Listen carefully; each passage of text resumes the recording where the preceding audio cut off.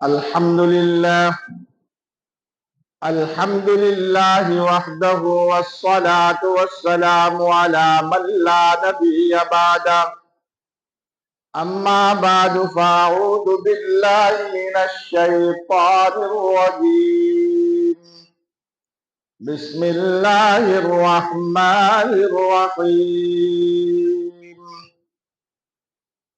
يا أيها الذين آمنوا ادخلوا في السلم كافة ولا تتبعوا خطوات الشيطان إنه لكم عدو مبين صدق الله مولانا العظيم قال النبي صلى الله عليه وسلم من تشبه بقوم فهو منهم وصدق رسوله النبي الأمي الكريم ونحن على ذلك لمن الشاهدين والشاكرين والحمد لله رب العالمين يا رب صل وسلم دائما أبدا على حبيبك خير الخلق كلهم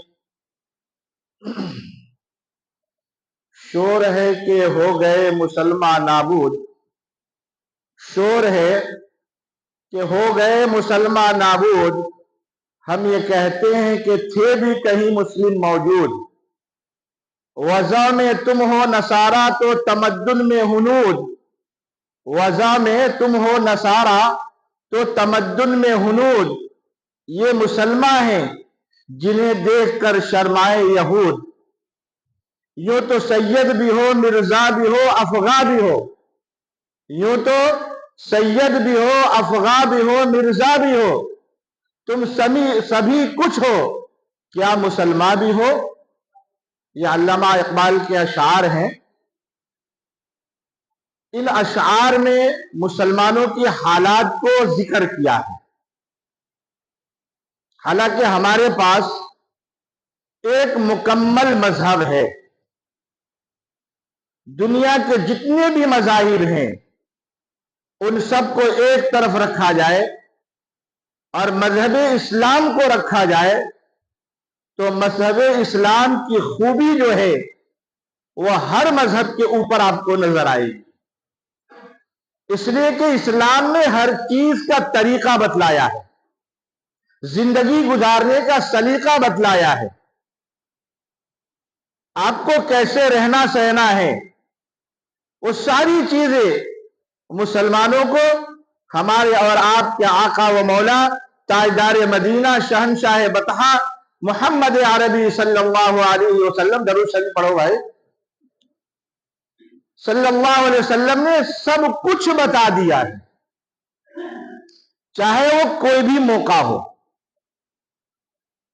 وہ کوئی بھی زندگی ہو، چاہے وہ خوشی کا موقع ہو یا غمی کا موقع ہو، چاہے وہ تجارت والا موقع ہو، دکانداری والا ہو یا نوکری والا ہو یا شوہر ہو یا بیوی ہو یا بھائی ہو، چچا ہو، دادا ہو، ہر ایک کے ساتھ کیسے رہنا ہے، کس طریقے سے زندگی گزارنی ہے، ہر ایک کا الگ الگ طریقہ قرآن و حدیث میں موجود ہے، اور وقتاً فوقتاً علماء آپ کے سامنے بیان کرتے ہیں، لیکن اس کے باوجود مسلمان اپنے مذہب کے طریقوں کو چھوڑ کر، اپنے مذہب کے چیزوں کو چھوڑ کر دوسری قوموں کی طریقے اور دوسروں قوموں کے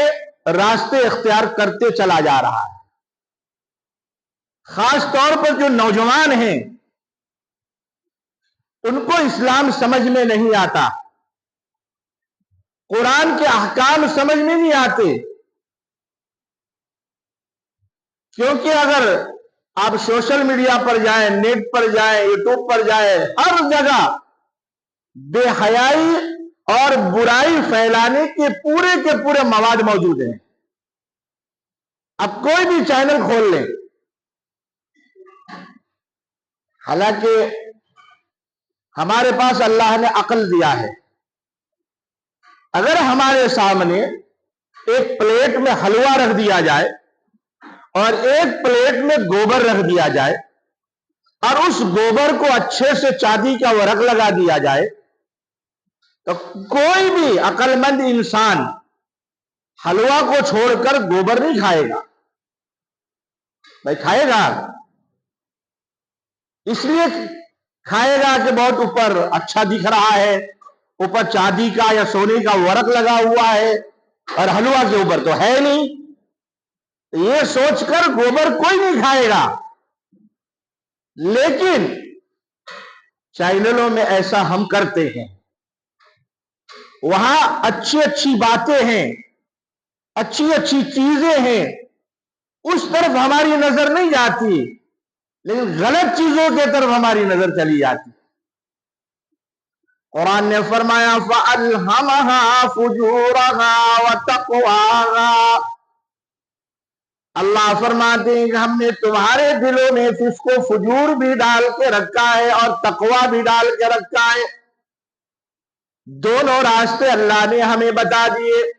اس راستے سے چلو گے تو یہ برائی کا راستہ، اگر اس راستے سے چلو گے تو یہ تقوی کا راستہ، یہ اچھائی اور بھلائی کا راستہ.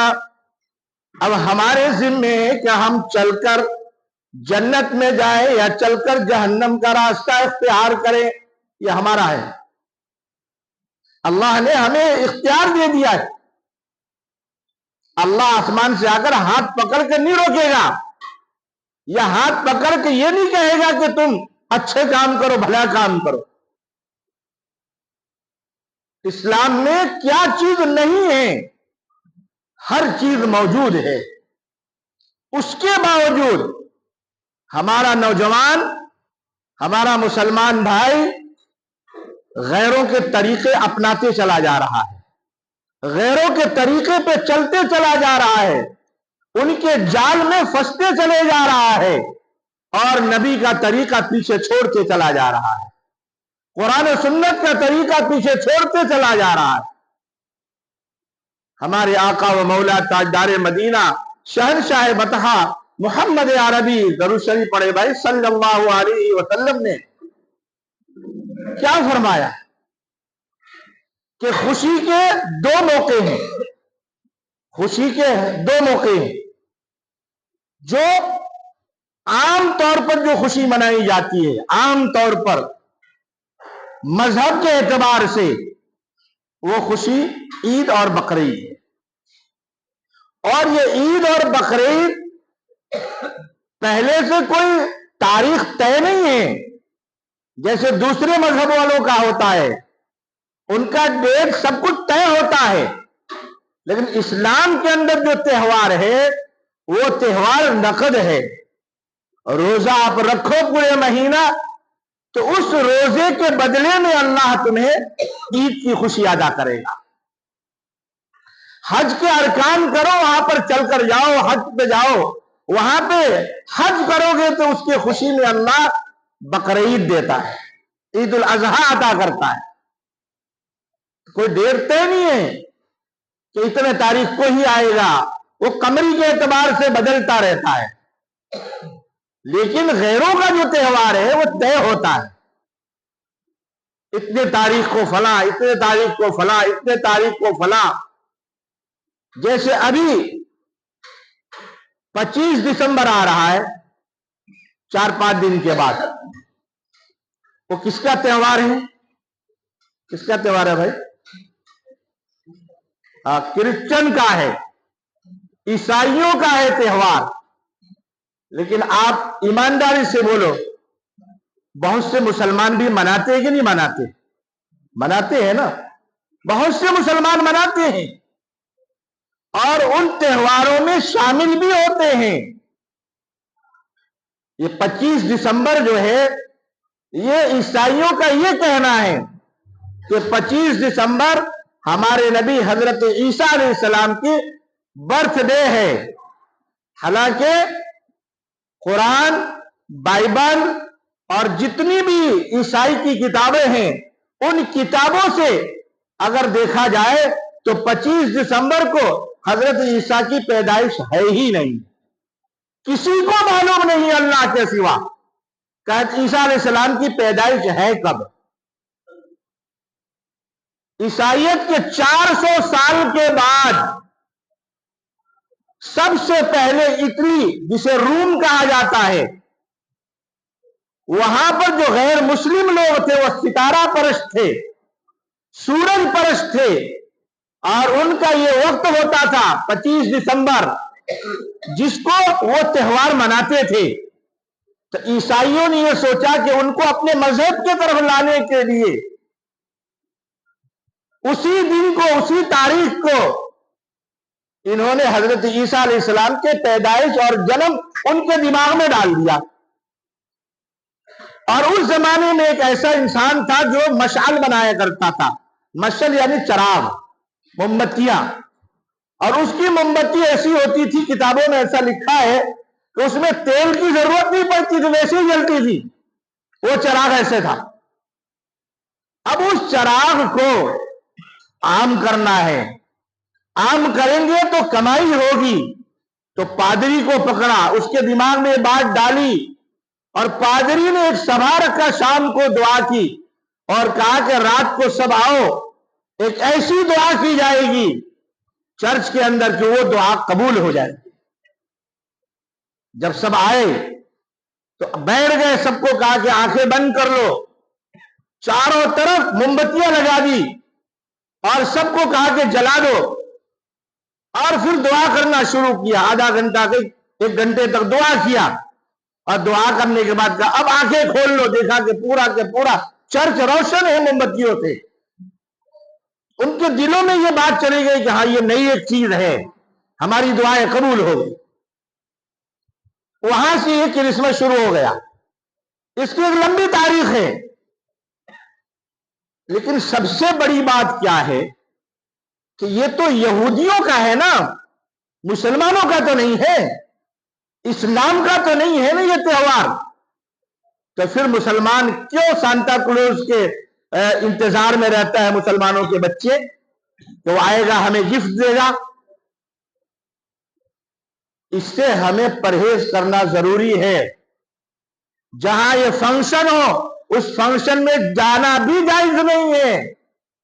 اگر ہم جا رہے ہیں تو یہ ثابت کر رہے ہیں کہ ہم اس سے محبت کرتے ہیں. اب جس چیز سے آدمی نفرت کرتا ہے وہاں جائے گا نہیں؟ جائے گا نا. جا رہا ہے مجلس میں تو سمجھ جائیے کہ اس سے وہ محبت کرتا ہے، اس چیز کو پسند کرتا ہے. ہمارے نبی جناب محمد الرسول اللہ صلی اللہ علیہ وسلم نے فرمایا من تشبہ بقوم فہو منہم. ابو داؤد شریف کی روایت ہے کہ جو قوم جس قوم کی مشابہت اختیار کرے گی کل قیامت کے دن اس کا حشر اسی کے ساتھ ہوگا.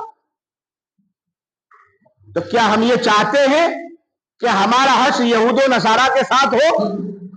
کل قیامت کے دن اگر ہم اٹھیں تو غیروں کے ساتھ اٹھیں، یہود و نصارہ کے ساتھ اٹھیں، یا ہم چاہتے ہیں کہ صحابہ کے ساتھ اٹھیں، نبی کے ساتھ اٹھیں، مومنین کے ساتھ اٹھیں، صدیق اور شہداء کے ساتھ اٹھیں؟ ہم دونوں میں سے کس چیز کو پسند کرتے ہیں بھائی؟ بولو کس چیز کو پسند کرتے ہیں؟ نبی کے ساتھ، مومنین کے ساتھ، صدیق اور شہداء کے ساتھ. تو پھر ہمیں کام بھی تو ایسا کرنا پڑے گا نا. کلچر ہم پسند کریں یہود و نصارہ کی، طریقہ ہمیں پسند ہو غیر مسلموں کی، اور دل میں یہ چاہت ہو کہ ہم کل قیامت میں نبی کے ساتھ رہیں، کل قیامت میں صدیق کے ساتھ رہیں، مومنوں کے ساتھ رہیں، مسلمانوں کے ساتھ رہیں. اللہ کے نبی نے فرمایا من تشبہ بقوم فہو منہم. تم جس کا کلچر اختیار کرو گے، جس کی چیزیں پسند کرو گے، جس کے طریقے پسند کرو گے، کل قیامت میں انہی کے ساتھ تمہارا حشر ہوگا. وہ جہاں جائیں گے تمہیں وہی بھیج دیا جائے گا. مسلمانوں میں 95% آپ اپنے پورے محلے میں آپ دیکھ لینا، 95% ایسے مسلمان ہو گئے آج، جوان کیا، بوڑھا کیا، بچے کیا، بچیاں کیا، عورتیں کیا، اسلامی تہذیب ان کو پسند نہیں آتا، ہمارے آقا کے طریقے ان کو پسند نہیں آتے، ہمارے آقا کی زندگی ہمیں پسند نہیں آتی۔ اس لیے قرآن نے کہا، ایک بار اور میں نے بیان کیا تھا اس موضوع پر، فرمایا یا ایھا الذین آمنوا ادخلوا فی السلم کافہ۔ اللہ فرماتے ہیں ایمان والوں کو، یہاں مخاطب کر رہے ہیں بے ایمانوں کو نہیں، فرمایا اے ایمان والو ادخلوا فی السلم کافہ، تم پورے طریقے سے اسلام میں داخل ہو جاؤ۔ آدھا تیتر آدھا بٹیر نہیں چلتا ہے اسلام میں، اگر مسلمان ہو تو مکمل مسلمان۔ فرمایا الیوم اکملت لکم دینکم واتممت علیکم نعمتی ورضیت لکم الاسلام دینا۔ اللہ تبارک و تعالی نے یہ سب سے آخری آیت نازل کر کے فرما دیا کہ نبی ہم نے آپ کے اوپر یہ دین مکمل کر دیا، اب اس کے بعد کوئی دین، کوئی مذہب نہیں، کوئی بھی مذہب نہیں ہے اسلام کے بعد۔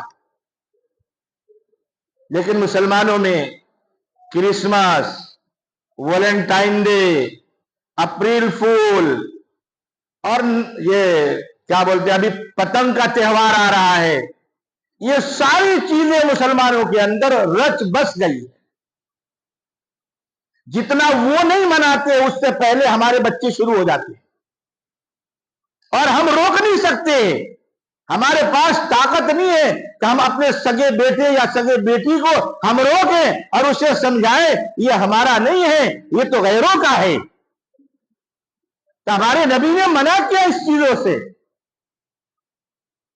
قرآن نے فرمایا ما آتاکم الرسول فخذوہ وما نہاکم عنہ فانتہوا۔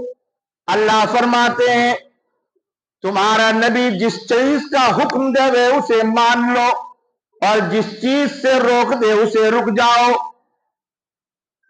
آپ کو پتا ہے ایک واقعہ جس کا مفہوم میں بیان کروں، حضور کے زمانے میں کوئی ایسا مسئلہ پیش آیا، یہودی وہ مسئلہ لے کر حضور کے پاس گیا، وہ مسئلہ جب سامنے رکھا تو حضور صلی اللہ علیہ وسلم نے فیصلہ یہودی کے خلاف دیا۔ وہ چاہتا تھا کہ میرے پکش میں ہو جاوے، لیکن مسئلہ ایسا تھا۔ اب وہاں سے وہ حضرت عمر کے پاس گیا، حضرت عمر نے پوچھا کہ بھائی کیا بات ہے، کیوں پریشان کیوں ہو؟ کہا کہ یہ مسئلہ تھا اور میں حضور کے پاس گیا، اللہ کے نبی کے پاس گیا، اور انہوں نے تو یہ فیصلہ کیا، میں چاہتا ہوں اس کے متعلق آپ فیصلہ کرو۔ روایت ضعیف ہے لیکن لکھا ہے کہ حضرت عمر نے کہا ٹھیک ہے ٹھہر جاؤ، اندر گئے اور تلوار لے کر آئے اور کہا کہ جو حضور کا فیصلہ نہیں مانتا عمر کا فیصلہ ہے، اس کی گردن اڑا دی جائے۔ عمر کی کیا ہمت ہے کہ حضور کے فیصلے کے بعد عمر فیصلہ کرے؟ جو حضور کا نہ مانے اس کا فیصلہ ہے کہ اس کی گردن تن سے جدا کر دیا جائے۔ اب ہم سوچ لیں کہ ہم حضور کی مان کر چل رہے ہیں یا غیروں کی مان کر چل رہے ہیں؟ ہماری زندگی گزر کیسے رہی ہے؟ ہمارے بچے اسکولوں میں جا رہے ہیں، جن کے بچے اچھے اچھے اسکول میں جاتے ہیں، سرکاری اسکول میں جاتے ہیں، پرائیویٹ میں جاتے ہیں، انہوں نے کبھی دھیان نہیں دیا کہ ہمارے بچوں سے وہاں کیا کیا کرایا جا رہا ہے۔ کسی کو سانتا کلوز بنائیں گے، ابھی کسی کو میری بنائیں گے، کسی کو کچھ بنائیں گے، اور ہمارے پیشانی پر جو بھی نہیں رینگتی، کیونکہ ہمیں ایجوکیشن چاہیے۔ چاہے ایمان چلا جاوے، چاہے بچے بڑے ہو کر انجینئر بنتے بنتے اس کا ایمان سینے سے ختم ہو جاوے، یہ ہمیں منظور ہے آج کے مسلمان کو، لیکن ایجوکیشن چاہیے۔ وہ کچھ بھی کرائیں ہم خاموش رہیں گے، ہم بولیں گے نہیں اس کے اوپر۔ اس لیے مسلمانوں اگر جنت میں جانا ہے، نبی کا پڑوس بننا ہے، اگر نبی کی محبت ہے ہمارے دلوں میں، تو ہمیں نبی کی بات ماننی پڑے. صرف نبی کو ماننے سے نہیں کام چلے گا، نبی نے جو فرمایا اس کو ماننا ضروری ہے. ایک واقعہ میں نے سنایا تھا 2-3 مہینہ پہلے، واپس میں سنا دیتا ہوں. دوسرے کی چیز، دوسرے کا کلچر پسند کرنے سے اللہ دنیا میں بھی کمی دکھا دیتے ہیں. بہت سال پہلے کا واقعہ ہے. مکے کے جو عام قبرستان ہیں وہاں پہ کیا ہوتا ہے، مہینہ 1.5-2 مہینے کے اندر ایک ہی قبر میں کئی مردے دفن کر دیے جاتے ہیں. حج کا موسم تھا، ایک شخص کا انتقال ہو گیا، وہ قبر کھودنے کے لیے گئے. کچھ مہینے پہلے ایک عالم کو دفن کیا گیا تھا. جب قبر کھودا اس عالم کا تو دیکھا کہ اس قبر میں عالم کی لاش نہیں ہے، وہاں ایک حسین نوجوان خوبصورت لڑکی کا لاش پڑا ہوا ہے. سب دیکھ کر پریشان ہو گئے، یہ مسئلہ کیا ہے؟ اور یہ بھی وہ لڑکی جو عیسائی نظر آ رہی ہے، یورپین نظر آ رہی ہے. اب دھیرے دھیرے بات پھیل گئی پورے مکہ میں. کچھ سیاح تھے سفر کرنے والے، وہ بھی حج کرنے آئے تھے. ایک شخص آیا اور دیکھ کر پہچان گیا، یہ تو ہمارے ایریا کی لڑکی ہے، فرانس کی ہے. کہا اچھا فرانس کی لڑکی ہے؟ کہا کہ ہاں. اور یہ اندرونی اعتبار سے یہ مسلمان ہو چکی تھی، اس کے گھر کے سارے لوگ عیسائی تھے، دین اسلام کی کتابیں پڑھا کرتی تھی، میرے پاس بھی اس نے پڑھی ہے، مجھ سے بھی کتابیں لی ہے. اب سوال یہ ہوتا ہے کہ وہ تو اسلام کو پسند کرتی تھی، تو اللہ نے اسے یہاں مکے میں منتقل کر دیا، لیکن یہ عالم صاحب کی قبر کہاں گئی؟ اس کی لاش کہاں گئی؟ وہ کہاں ہے؟ کہا کہ ٹھیک ہے، کچھ دنوں کے بعد میں فرانس جاتا ہوں، اس عالم صاحب کے گھر کے کسی فرد کو میرے ساتھ بھیجو. جب کچھ دنوں کے بعد یہ فرانس پہنچا، اس لڑکی کے گھر والوں کو پورا حالت سنایا اور اجازت دی، اور اس لڑکی کی قبر جو ہے وہ فرانس میں کھودا تو وہاں اس عالم کی لاش وہاں پر تھی. اب بڑے پریشان کہ چلو لڑکی کی جو لاش منتقل ہوئی اس لیے کہ وہ اسلام مذہب کو پسند کرتی تھی، لیکن عالم اس کی میت وہاں کیوں چلی گئی؟ اس کی بیوی سے معلوم کیا گیا، پتا کیا گیا، کہا کہ وہ تو بہت بڑے نمازی تھے، تہجد گزار تھے، اسلام کے پابند تھے، شریعت کے پابند تھے، لیکن نہیں، سوچ کے بتاؤ کہ معاملہ کیا ہے؟ کچھ نہ کچھ مسئلہ ہوگا، کوئی نہ کوئی گناہ تو ہوا ہوگا. بہت دیر کے بعد اسے یاد آئے گا، ہاں ایک بات تھی جو ہمیشہ کھٹکتی تھی مجھے، اور یہ تھا کہ جب انہیں غسل کی حاجت ہوتی تھی، جب غسل کی حاجت ہوتی تھی یا بیوی سے ہم بستری کرتے تھے تو وہ یہ کہتے تھے کہ یار ہمارے یہاں تو کیا ہے کہ جب بھی غسل کی حاجت تو ہمیں نہانا پڑتا ہے، چاہے وہ ٹھنڈی ہو یا گرمی ہو، ہر موسم میں ہمیں نہانا پڑتا ہے. عیسائیوں میں کتنا اچھا ہے کہ وہاں نہانے کی ضرورت نہیں پڑتی. یہی ایک بات انہوں نے ویسا کیا نہیں تھا، لیکن زبان سے کہی، دل سے اس کو پسند کرتے تھے.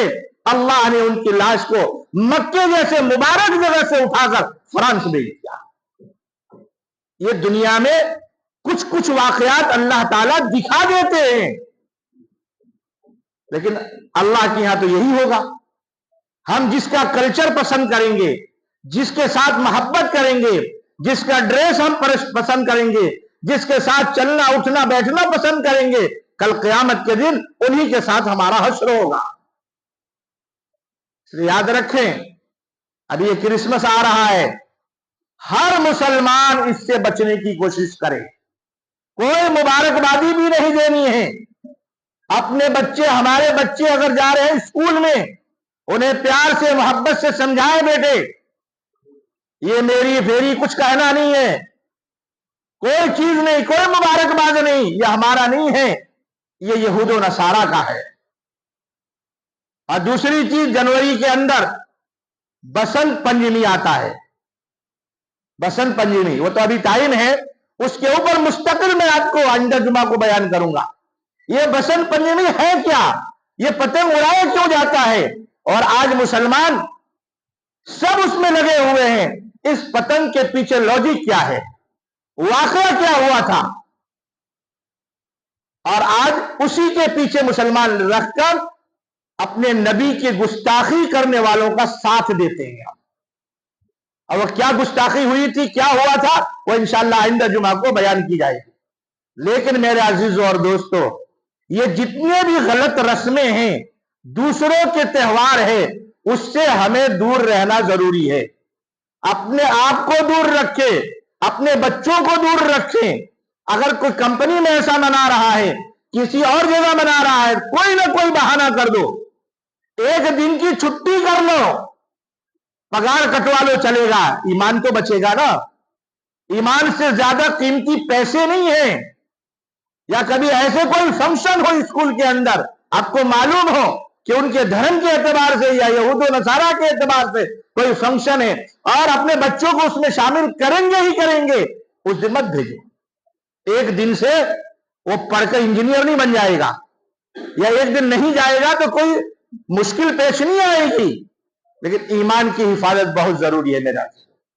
آج پوری دنیا کے اندر یہ باطل طاقتیں، چاہے یہود و نصارہ ہو یا غیر ہو یا مشرکین ہو، یہ پورا ایڑی چوٹی کا زور لگا رہے ہیں کہ مسلمانوں کو کسی نہ کسی بہانے سے ان کے ایمان کو کھینچ کر باہر کر دیا جائے. یہ نام سے صرف مسلمان نظر آویں، دیکھنے کے اعتبار سے مسلم نظر آویں، لیکن اندر سے پورے کھوکھلے ہو جائیں، ان کے دل میں ایمان کی محبت نہیں ہوگی. آج اپنی چھوٹی سی بچی کو آپ بولے اسکارف پہن بچی، وہ نہیں پہنے گی. آج مسلمانوں کو بولو کہ کرتا پاجامہ پہنو، وہ نہیں پہنیں گے، انہیں شرم آتی ہے. اپنے دکانوں کے اوپر آج دیکھیے غیر مسلموں کی دکانوں پر جا کر وہ اپنا بھجن بجاتے ہیں، دھیرے دھیرے بجتا رہتا ہے، دھیرے دھیرے. بہت سے دکانوں پہ دیکھا ہوگا ان کا کچھ منتر بجتا رہتا ہے، کہیں گانے بجتے رہتے ہیں. مسلمانوں کو قرآن بجانے میں شرم محسوس ہوتی ہے. اپنی دکانوں میں قرآن نہیں بجا سکتے ہیں، نعت نہیں بجا سکتے ہیں، گانا بجا سکتے ہیں. میں غلط کہہ رہا ہوں؟ جو ہے وہی کہہ رہا ہوں نا. کہاں ہم نبی کو مانتے ہیں، کہاں ہم قرآن کو مانتے ہیں. اسلام پیش کرنے میں ہمیں شرم. میرے عزیزوں، بہت دکھ کی بات ہے، بڑے افسوس کی بات ہے. ہم کب سدھریں گے؟ اتنے حالات آ رہے ہیں ہمارے پیچھے. ہمارے مسجدوں کو توڑا جا رہا ہے، ہمارے چیزوں کو ہڑپا جا رہا ہے، ہمیں مارا جا رہا ہے، ہمیں ختم کرنے کے در پہ ہم سب دیکھ رہے ہیں. اس کے باوجود بھی ہم سو رہے ہیں آرام سے. بس شام کو جاؤ کماؤ، صبح جاؤ شام کو کما کر آؤ، کھاؤ پیو اور سو رہو. کوئی فکر نہیں ہے ہمیں. ہمیں اپنی ذات سے پیش کرنا ہوگا کہ ہم مسلمان ہیں، ہم نبی کے غلام ہیں، ہم اس اسلام کو ماننے والے ہیں جس اسلام نے ہر ایک چھوٹے بڑے غریب امیر سب کا حق دیا ہے، ہر ایک کو برابر سمجھا ہے، کسی کو کمتر نہیں سمجھا ہے. یہ ہمیں پیش کرنا ہوگا. یہ پیش کیسے ہوگا؟ ہماری زندگی سے. لوگ قرآن نہیں دیکھتے ہیں، لوگ حدیث نہیں دیکھتے ہیں. مسلم غیر مسلم یہود نصارہ ہماری زندگی کو دیکھتے ہیں، ہماری زندگی کو. 1 منٹ کا ایک واقعہ سنا کر میں بات ختم کرتا ہوں. عبداللہ ابن مبارک رحمت اللہ علیہ بہت بڑے محدث گزرے ہیں، بہت بڑے محدث. آپ کے پڑوس میں ایک عیسائی رہتا تھا، آپ کے پڑوس میں ایک عیسائی رہتا تھا. اس کے گھر بیچنے کا موقع آیا تو خریدنے والے آئے، پوچھے کہ گھر کی قیمت کتنا ہے؟ اس نے کہا کہ 2000 درہم. کہا کہ 2000 درہم کیوں بھائی؟ اس لائن کے جتنے بھی گھر ہیں وہ سب 1000 درہم میں بک رہے ہیں، لیکن تم 2000 درہم میں کیوں بیچ رہے ہو؟ کہا کہ 1000 درہم تو اس گھر کا ہے اور 1000 درہم عبداللہ ابن مبارک کے پڑوس ہونے کا ہے. ایسا پڑوسی تمہیں کہاں ملے گا؟ بھائی بات کی سمجھ میں آ رہی ہے؟ اور آج لوگ مسلمانوں کے پڑوس میں رہنا پسند نہیں کرتے، مسلمانوں کو گھر دینا پسند نہیں کرتے، کیونکہ جانتے ہیں مسلمان پوہڑ رہتا ہے، گندا شندا رہتا ہے، بہت گندگی پھیلا کر رکھتا ہے. حالانکہ اللہ کے نبی نے فرمایا الطہور شطر الایمان، پاکی صفائی ایمان کا حصہ ہے. اگر ہم پاک صاف نہیں رہتے، ہمارے گھر میں کچرے گندگی محلے میں رہتے ہیں، سمجھو کہ ایمان ہمارا مکمل نہیں ہے۔ کیا کیا چیز بیان کیا جائے نوجوانوں، کیا کیا چیز کہا جائے آپ سے، سب چیز آپ جانتے ہو لیکن کرتے نہیں ہو۔ کرنا پڑے گا میرے عزیزو، اگر ایسے نہیں کریں گے، جیسے یہ کرونا آیا تھا نا، بہت پہلے میں نے کہا تھا ابھی اللہ نے وقت دیا ہے، نماز پڑھ لو، مسجد میں چلے جاؤ، اللہ نے وقت دیا ہے، عبادت کر لو، لیکن ایسا وقت آئے گا کہ تم مسجد میں جانا بھی چاہو گے نہیں جا سکو گے، تم ساتھ میں جماعت کے ساتھ نماز پڑھنا بھی چاہو گے نہیں کر سکو گے۔ اللہ نے وہ دن دکھا دیا، پھر دکھا سکتا ہے اگر ہم نہیں سدھرے تو، ہم اپنے لائن پر نہیں آئے تو۔ پورے دن نوجوان جس کے پاس کوئی کام کاج نہیں، موبائل لے کے بیٹھا ہوا ہے، گیم کھیل رہا ہے۔ ہم نے ایک بچے کو ہفتے تک دیکھا بلڈنگ کے نیچے بیٹھ کر گیم کھیل رہا، ماں باپ کو پتا ہی نہیں بچہ کہاں گیا، کیا کر رہا ہے، کیا نہیں کر رہا ہے، ہمیں کوئی فکر نہیں۔ یہ بھی ایک الگ موضوع ہے۔ تو میرے عزیزوں اور دوستو، آج کے پورے بیان کا نچوڑ یہ ہے کہ ہمارا تہذیب، ہمارا کلچر سب سے اعلیٰ ہے، سب سے اونچا ہے۔ ہم اپنے کلچر کو اختیار کریں، اپنے زندگی اپنے مذہب کے اعتبار سے گزاریں، غیروں کے کلچر بالکل اختیار نہ کریں۔ جو بھی تہوار ان کا آوے، چاہے وہ کرسمس ہو، چاہے وہ پتنگ ہو، چاہے ویلنٹائن ڈے ہو، جو بھی ڈے ہو، وہ اتنے سارے ڈے لے کے رکھ دیے ہیں کہ ہم خود کنفیوز ہو جاتے ہیں۔ یہ ڈے پہلے نہیں تھا۔ اور سب سے بڑی چیز جو برتھ ڈے، آج مسلمان کو کہہ کے تھک گئے، وہ مانتا نہیں ہے، برتھ ڈے منا رہا ہے۔ بھائی اسلام میں کہیں بھی دور دور سے ہو تو بتاؤ نا، کسی مولوی سے پوچھ لو، خواجہ معین الدین چشتی، خواجہ فرید الدین عطار اور خواجہ نظام الدین اولیاء اور بڑے بڑے جو اولیاء کرام ہیں، غوث پاک ہیں، کیا ان سب لوگوں نے برتھ ڈے منایا تھا؟ اپنا منایا؟ اگر اسلام کا حصہ ہوتا، اگر اس برتھ ڈے میں ذرہ برابر کوئی نیکی ہوتی، کوئی اچھائی ہوتی، یہ اللہ کے ولی تو مناتے نا، ان کے مریدین تو مناتے، لیکن کہیں آپ کو دکھائی دیتا ہے؟ تو پھر وہ جو کرتے تھے وہ ہم کیوں نہیں کرتے؟ وہ جو نہیں کرتے تھے وہ ہم کر رہے۔ بھائی غلط بات ہے تو بتا دو، آپ میں غلط بات کر رہا ہوں تو میرے عزیزوں اور دوستوں، آپ ٹائم نکل کر آتے ہو، آدھا گھنٹہ 15 منٹ 20 منٹ کچھ سنتے ہو تو کچھ اس کے اوپر عمل کرنے کی کوشش کرو۔ جیسے 2-3 جمعہ پہلے بھی کہا تھا، ہر جمعہ کو یہ نیت کر کے جاؤ، ایک یا دو بات جو کہی گئی تھی اس پورے بیان میں سے ایک یا دو بات پر میں عمل کروں گا، پھر دوسری جمعہ، پھر چوتھی جمعہ، اگر ایک جمعہ کو 2 بات پر تو ایک مہینے میں 8 باتوں پہ عمل ہو جائے گی۔ آسان ہے، تو خود بھی عمل کریں، اپنے گھر والوں کو بھی سمجھائیں، بہو بیٹیوں کو بھی سمجھائیں کہ نماز کی پابندی کرو۔ یہ بھی ایک الگ موضوع ہے، پھر انشاءاللہ کبھی بیان کروں گا۔ اللہ تعالیٰ سے دعا ہے اللہ ہم سب کو عمل کی توفیق عطا فرمائے۔ بس یہ کرسمس سے دور ہم رہیں، اپنے بچوں کو دور رکھیں، بچیوں کو دور رکھیں، اسکول میں اگر کوئی ایسا فنکشن ہے وہاں جانے سے ان کو دور رکھیں، جتنا ہو سکے یہ غلط چیزوں سے ہم دور رہیں۔ اللہ تبارک و تعالی ہم سب کو عمل کی توفیق عطا فرمائے۔ درود شریف کتنے لوگوں نے پڑھا ہے؟ ماشاءاللہ کافی لوگ پڑھ رہے ہیں، ابھی کافی لوگ باقی ہیں۔ درود شریف پڑھیے روزانہ۔ میں ہاتھ اسی لیے اٹھواتا ہوں کہ ایک شوق پیدا ہو، آپ کو شرمندگی میں ڈالنے کے لیے اٹھاتا ہوں، ایک شوق پیدا ہو کہ ہم نبی کے اوپر روز کم سے کم صبح شام 100 بار درود شریف پڑھ لیں، اور چھوٹا سا درود صلی اللہ علیہ وسلم۔ کتنا ٹائم ملتا ہے؟ گاڑی والے گاڑی چلاتے چلاتے پڑھیں، گننا نہیں آتا بغیر گنے پڑھیے۔